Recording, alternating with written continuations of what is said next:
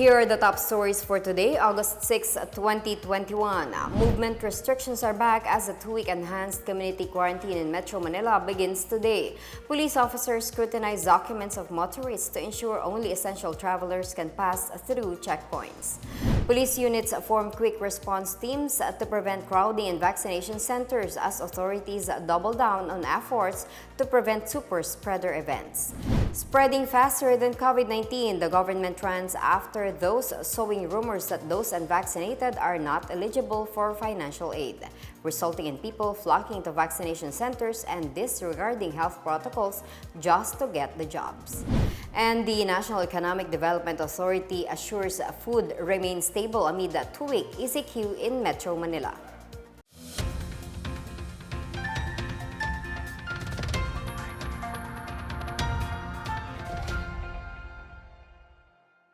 Good day, I'm Marita Muaje. Welcome to the PNA Newsroom. We begin with day 1 of Metro Manila's return to the enhanced community quarantine. What does this mean? Only authorized persons outside the residence, those accessing essential goods and services, and those availing of COVID-19 vaccines are allowed to leave their homes. Checkpoints are deployed in borders and strategic points inside the region and within its neighboring provinces to prevent non-essential travels. About 6,800 police officers are deployed to man these quarantine control points. This resulted in heavy traffic this morning at the Marikina-Cainta-Rizal border along Marcos Highway as police personnel are checking the motorists one by one. Joint Task Force COVID Shield Commander Lieutenant General Israel Dixon earlier said there are about 34 quarantine control points within Metro Manila and 361 quarantine control points, checkpoints, and dedicated control points near the borders of the NCR Plus, composed of Cavite, Bulacan, Laguna, and Rizal. Dixon said the PNP personnel will ensure that only authorized persons outside the residence or APORs are allowed to travel in and out of the National Capital Region. To avoid long queues at the checkpoints, APORs are urged to immediately show their IDs and certificates. Designated fetchers or drivers of health workers will need to present the ID of their passenger, while fetchers of other essential workers need to present their ID, certificate of employment of the APOR indicating that they are the designated driver, the make and plate number of their vehicle, their name and contact number, name of APOR and contact number, and name of company and contact person. They will also need to present the business permit of the APOR's company. The Philippine National Police forms a quick reaction force to address crowding in vaccination centers. PNP Chief General Guillermo Eleazar said a platoon or company-sized units should be ready for deployment on short notice once the behavior of people in vaccination centers becomes rowdy.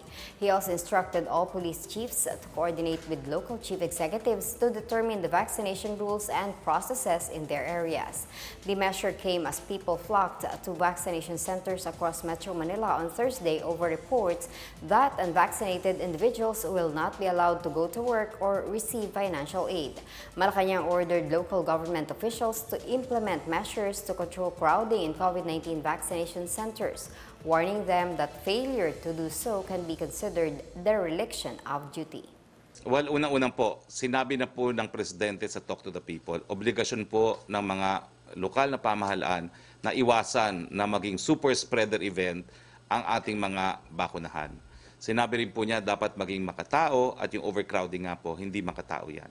Sapat po ang ating resources para magpapatupad ng minimum health standards at ang hindi po pagpapatupad niyan ay isang klase ng dereliction of duty ng ating mga lokal na opisyales. More areas are placed under the enhanced community quarantine starting today. Presidential spokesperson Harry Roque says Laguna, Iloilo City, and Cagayan de Oro City are under the strictest quarantine status until August 15, following an uptick in the number of COVID-19 cases. Iloilo City and Cagayan de Oro City were earlier placed under ECQ until August 7 but were extended until August 15, while Laguna was earlier placed under the Modified Enhanced Community Quarantine or MECQ. Other areas with a high number of cases are also placed under MECQ from August 6 to 15. These are Cavite, Lucena City, Rizal, and Iloilo Province. Cavite, Lucena City, Rizal were originally placed under the General Community Quarantine with Heightened Restrictions or GCQ before upgrading to the strictest ECQ, while Iloilo City was downgraded from its original ECQ status. Batangas and Quezon, on the other hand, will be placed under GCQ with heightened restrictions. Moreover, the municipality of Gingoog will be placed under GCQ with heightened restrictions beginning August 8, following the quarantine classification of its mother province, Misamis Oriental. Provinces across the country are also heightening their alert against COVID-19. Let us know the restrictions being implemented in the different provinces amid the efforts to contain the spread of COVID-19 from Lade Cabagani. In Pangasinan, only tourists from areas under the Modified General Community Quarantine or MGCQ and regular General Community Quarantine or GCQ shall be allowed to travel to enter the province. The provincial government says all tourists are required to register with Pangasinan Tarana online. All tourists from outside of Pangasinan shall be required to present a negative RT-PCR or rapid antigen test. In Benguet, non-residents are required to present a negative RT-PCR result before entering the province. Those without RT-PCR results or full vaccination cards will undergo triage in designated areas with the assistance of the PNP. Benguet is currently under the Modified General Community Quarantine.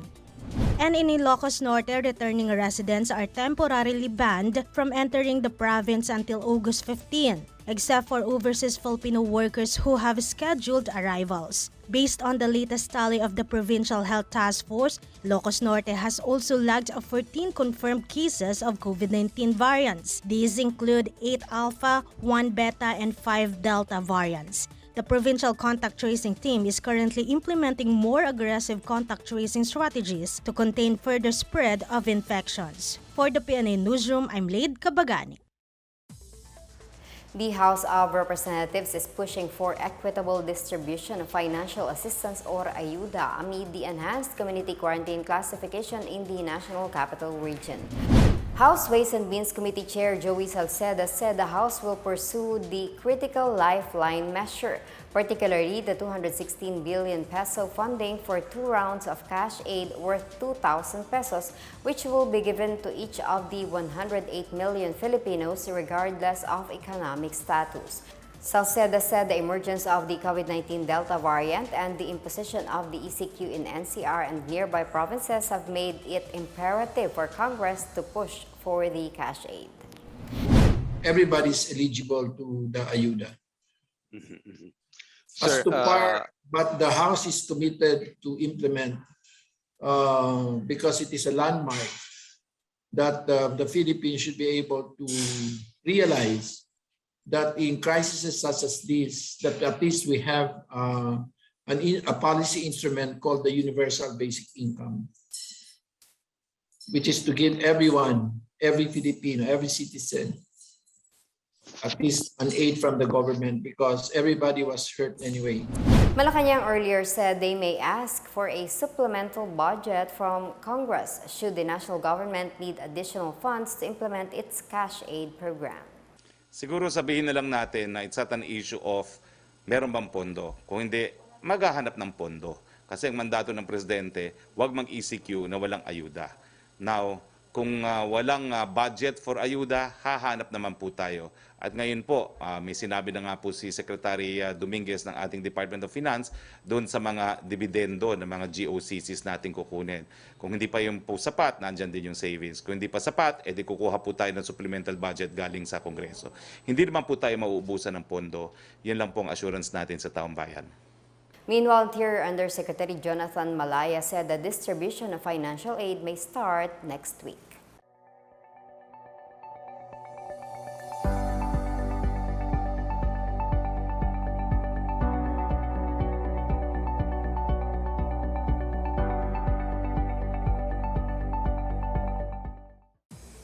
A shipment of 1 million doses of the Sinovac vaccine landed at the Ninoy Aquino International Airport Terminal 2 in Pasay City on Thursday night, just in time before the start of the 15-day ECQ in Metro Manila. Vaccination Czar Secretary Carlito Galvez Jr. said the delivery will augment the request of the National Capital Region for an additional 4 million doses during the ECQ.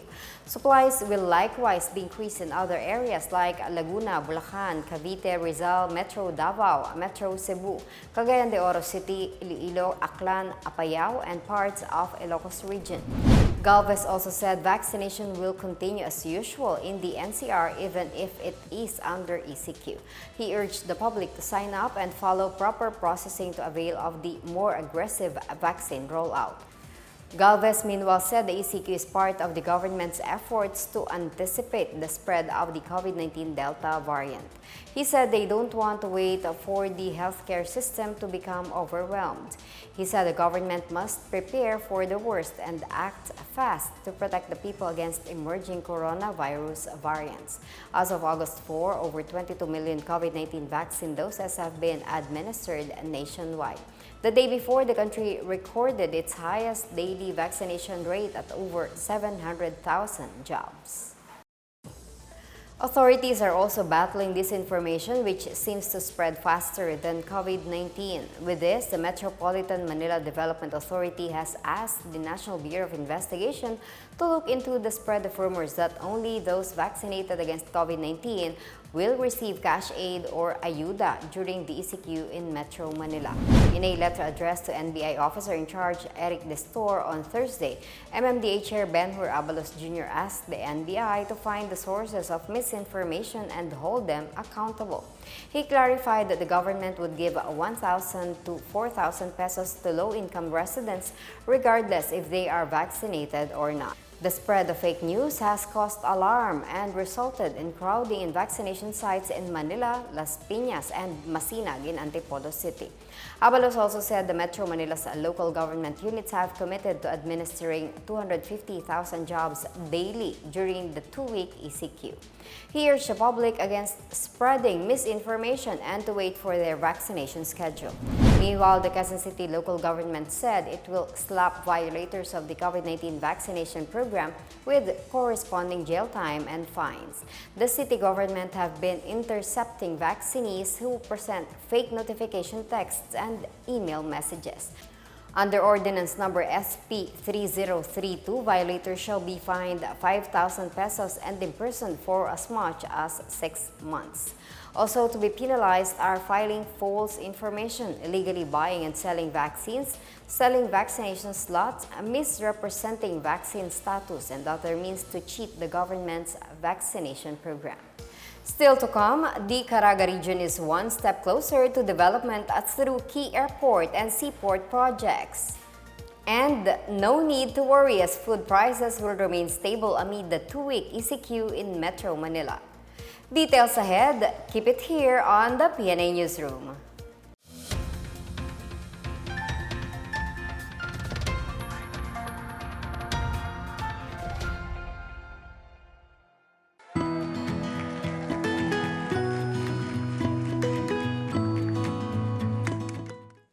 The COVID-19 pandemic has greatly changed our lives for the worse. Lives and jobs were lost and economies reached a meltdown. Thanks to the arrival of safe and effective vaccines, we are one step closer to normalcy. It's time to do our part, get vaccinated for our safety and for our recovery. You are there in that community, go there and have yourself vaccinated by any of the vaccines available.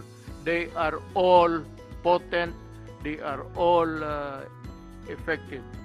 I would like to appeal to all our kababayans, please get vaccinated against COVID-19 and be the government partner in preventing further spread of the disease. I encourage you to get vaccinated as soon as possible time. These vaccines are safe and they are the key to reopening our society. The need for international solidarity and cooperation cannot be made clearer than this pandemic because everyone is safe. No one is safe globally until everybody is safe. Vaccines work.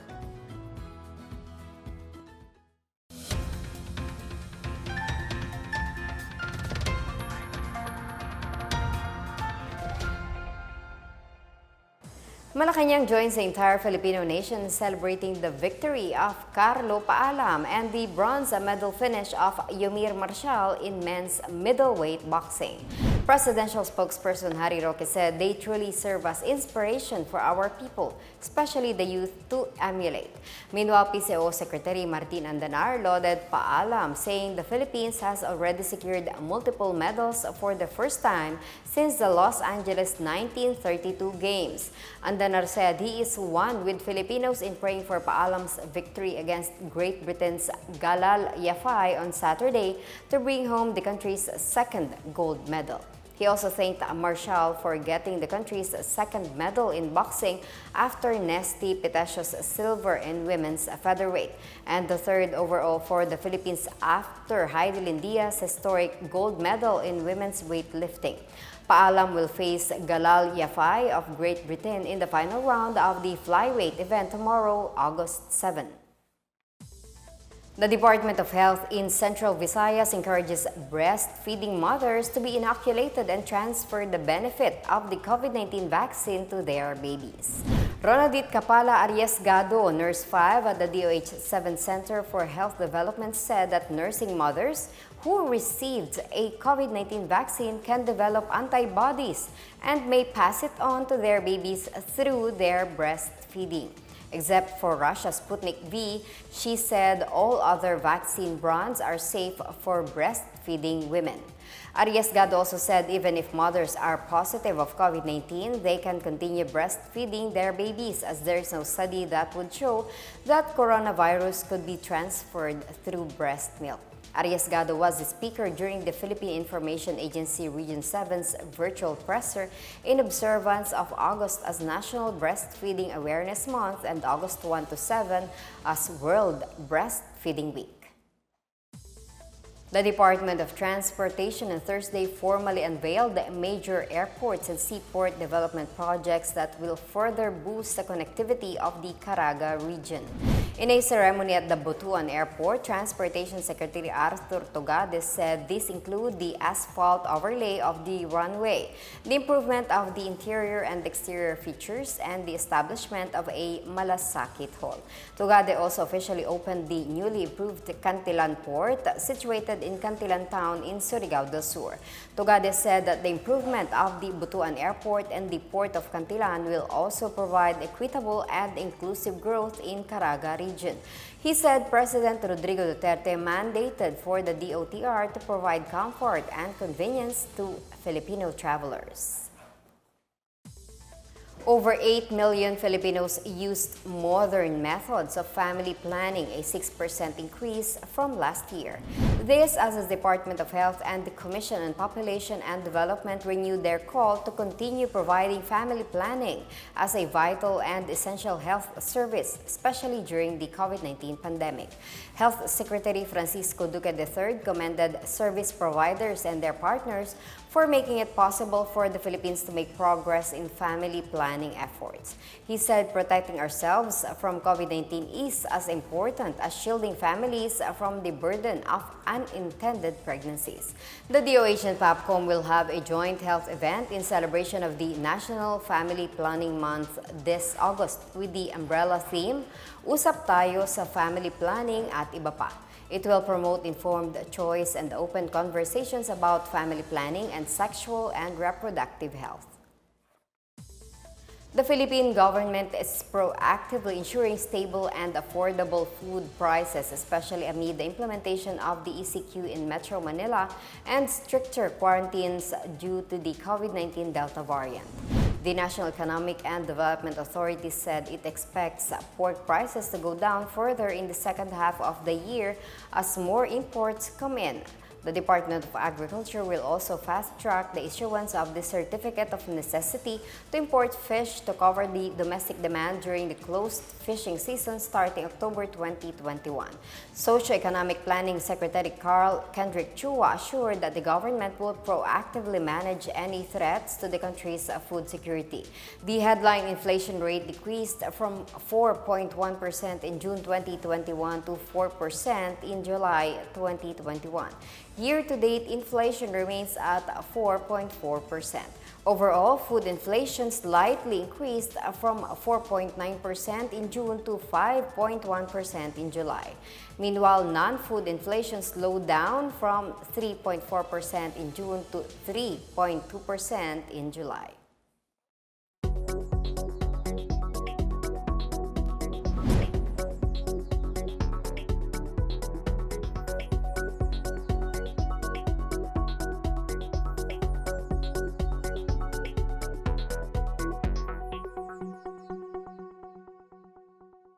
Up next, a PhilSys Step 2 registration center opens in Dagupan City, and 2 sites in Leyte are identified as bicycle tour routes.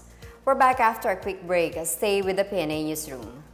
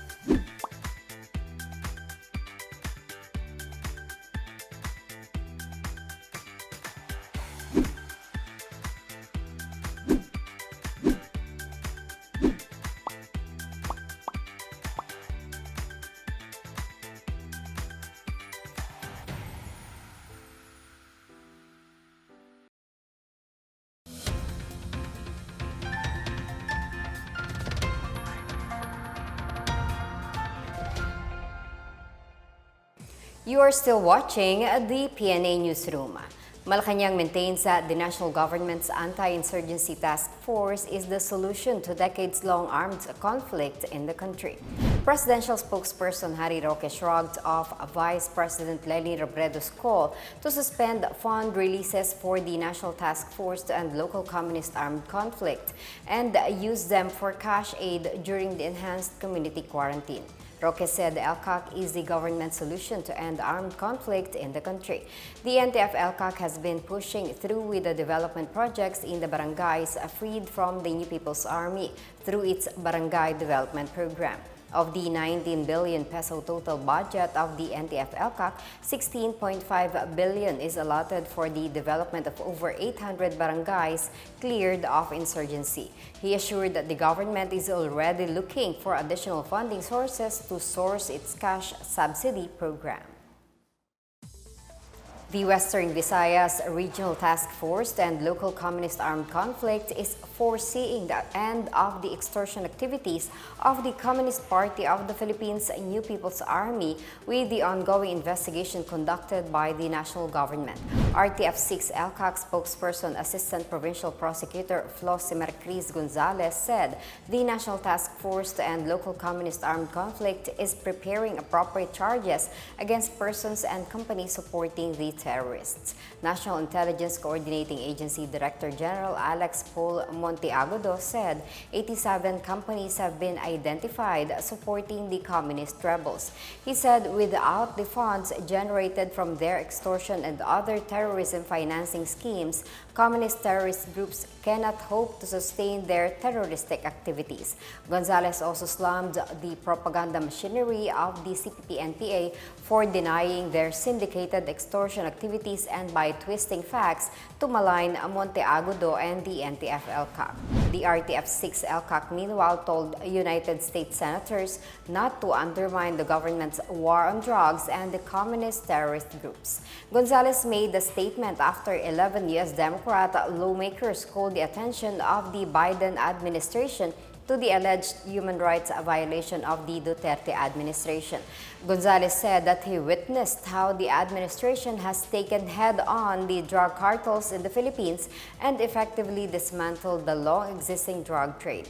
Instead of focusing on the Philippine human rights situation, he urged the senators to condemn the Mexican and Colombian drug cartels, racial discrimination, human trafficking, and the CPP-NPA-NDF. The Philippine Statistics Authority has launched a Center for Step 2 registration to the Philippine Identification System or PhilSys in the SM Center in Dagupan City, Pangasinan. SM Center Dagupan Mall Manager Eileen De Los Santos said the PSA prioritizes accommodating residents of this city in the registration center. De Los Santos said the center also serves as a hub for the machines being used in the mobile registration in barangays. The registration center is open during mall hours from Monday to Friday. The Dagupan City Public Information Office advised the residents to register online and wait for instructions for Step 2 before proceeding to the registration center. PhilSys Step 1 registration process is already conducted online. Step 2 involves the validation of demographic information and capture of biometrics at PhilSys registration centers. Under Step 3, the national identification card would be sent to the residents of applicants. The Department of Tourism Regional Office in Tacloban, in cooperation with local biking enthusiasts, are eyeing 2 routes in Leyte Province for cycle tourism or cyclo-tourism. DOT Regional Director Karina Rosa Tiopes said these routes are the Northeast Leyte Loop in Tacloban and nearby towns of Palo, Santa Fe, and Alangalang, and the Northwest Leyte Corridor in Baybay City, Albuera Town, and Ormoc City. The Tourism Department will focus first on developing and promoting the Northeast Loops, which are being visited by locals. Some areas will have off-road routes or cross-country trails. Tiopes added that bikers can do bird watching along the way. The development of the cycled route is a part of the Tourism Department's thrust to develop new tourism products. The plan will not only help bikers but will also benefit the locals by offering products and services to bikers.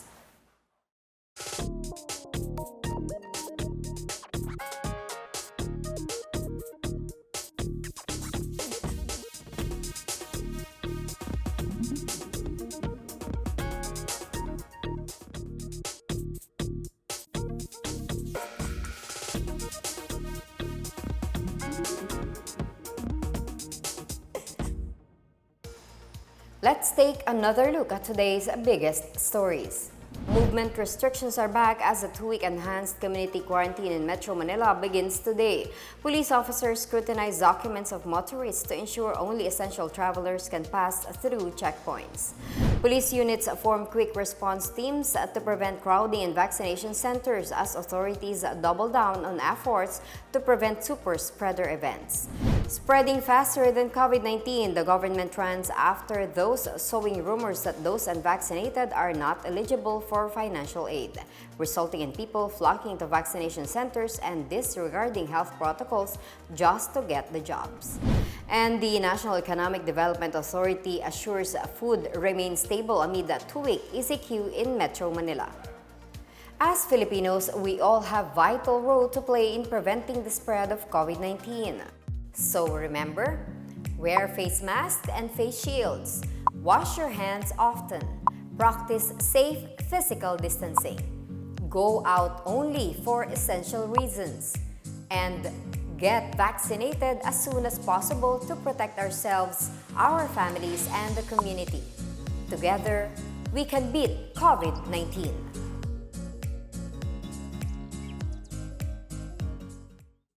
Thank you for watching another episode of the PNA Newsroom. For more news content, check our webpage or log on to the Philippine News Agency's Facebook and Twitter accounts. For more stories about the government and how it serves Filipinos, look for these hashtags in all of our social media platforms and websites. We are shown on the pages of the PCOO and its attached agencies. Also watch us on television on PTV4 and IBC 13. And by the way, a short reminder, today is the start of the hopefully last round of the Enhanced Community Quarantine or ECQ in Metro Manila and nearby provinces. And so, we ask for the cooperation of everyone to please stay home and follow the minimum health safety standards being imposed all over the country. And so that's your daily dose of the biggest stories that you need to know from the PNA Newsroom. We tell stories that inspire change. I'm Marita Muaje. Stay safe and have a good day.